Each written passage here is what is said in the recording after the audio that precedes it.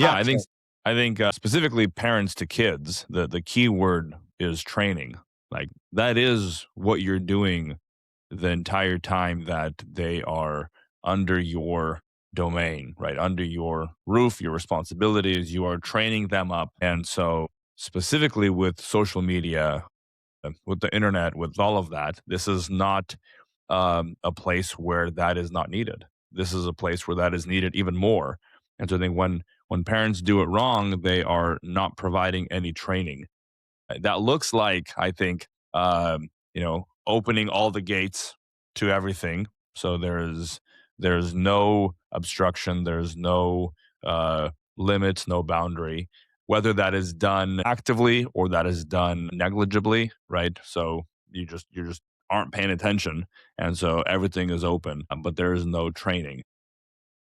Yeah, and the kind of community I forgot, Abigail Shrier, I think is the lady's name. She's written a couple books. I started reading the second one. The first one is called Irreversible Damages, which is about, Mm-hmm. in particular, not letting young ladies just get affirmed in their desire to turn into a boy.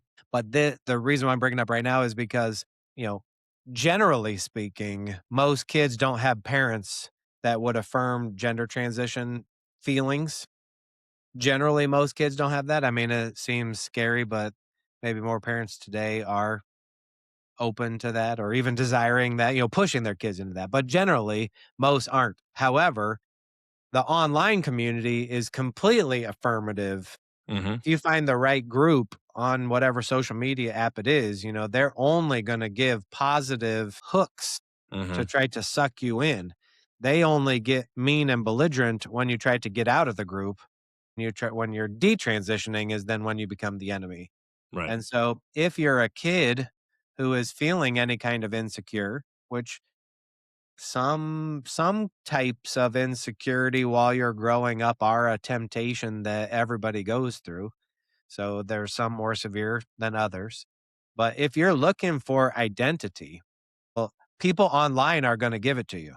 Mm-hmm. You can find people who can tell you who you should be or who you really are deep down inside, and they're not going to confront you about that. Now, you and I probably spend more time on Twitter where everybody likes to tell everybody that they're wrong, but that's how they keep people like us engaged.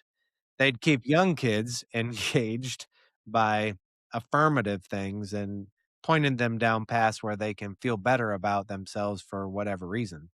So those online communities, like I say, in a gender confusion or sexual confusion, like there's lots of people who are glad to get their hooks into young people Mm-hmm. in that particular sphere. Right. In addition to just paying attention to what your kid is consuming, making sure that they also feel secure as part of your family, Mm-hmm. who they are as Christians, and then who they are as part of your family, so that they don't need to go looking for digital strangers to Mm-hmm. give them affirmation.